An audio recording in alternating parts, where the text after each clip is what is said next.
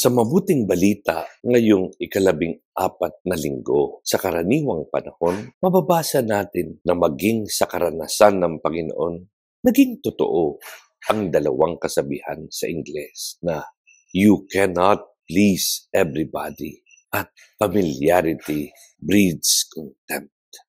Isinasaysay sa Ebanghelyo ang pagtatakwil kay Jesus ng mismong mga kababayan nung minsan siya'y umuwi sa araw ng pamahinga kasama ang kanyang mga alagad na imbitahan ng Panginoon sa sinagoga na kanyang dinaluhan sa loob ng 30 taon upang doon ay mangaral.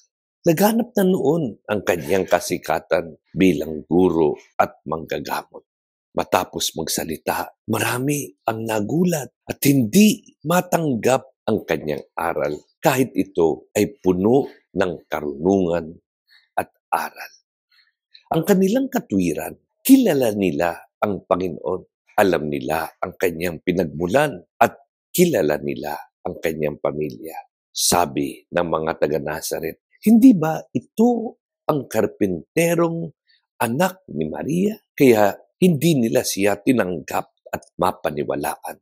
Kaya sumagot si Jesus, ang propeta'y iginagalang ng lahat liban lamang ng kanyang mga kababayan, mga kamag-anak at mga kasambahay.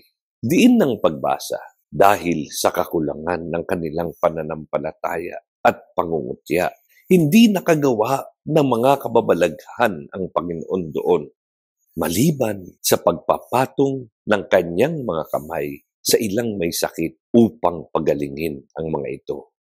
Ang kawalan ng pagkilala kay Kristo sa kanyang kinalakhang bayan ay naging hadlang upang siya ay makagawa doon ng mga milagro.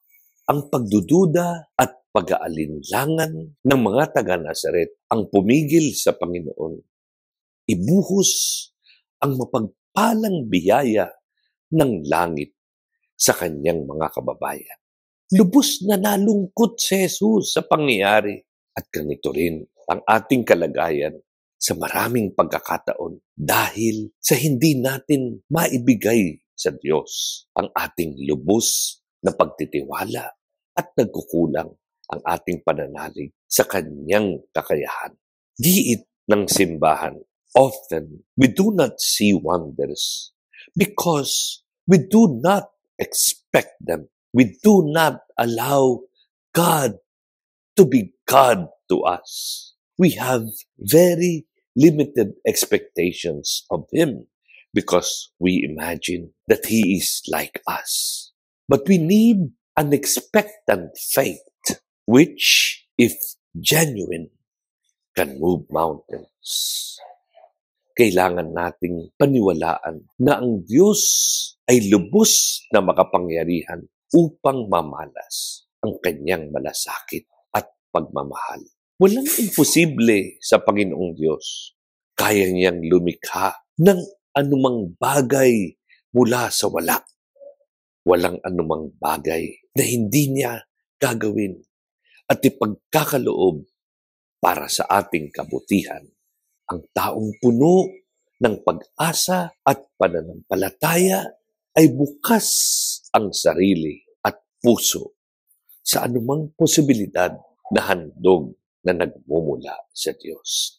Sa Biblia, ginagantimpalaan ng Panginoon ang mga may dakilang pananampalataya sa pamamagitan ng paggawa ng mga kamanghamanghang bagay sa kanila.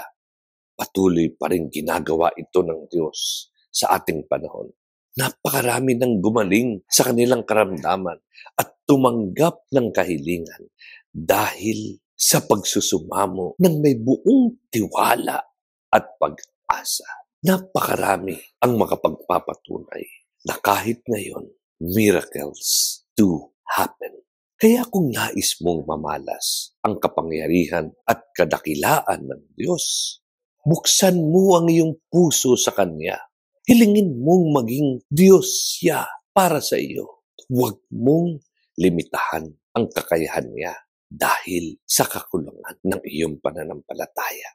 isuko mo ang iyong kalooban sa kanyang aksyon upang katulad ng mahal na Birheng Maria, atin ring masabi, gumawa siya ng mga dakilang bagay para sa akin. God bless you.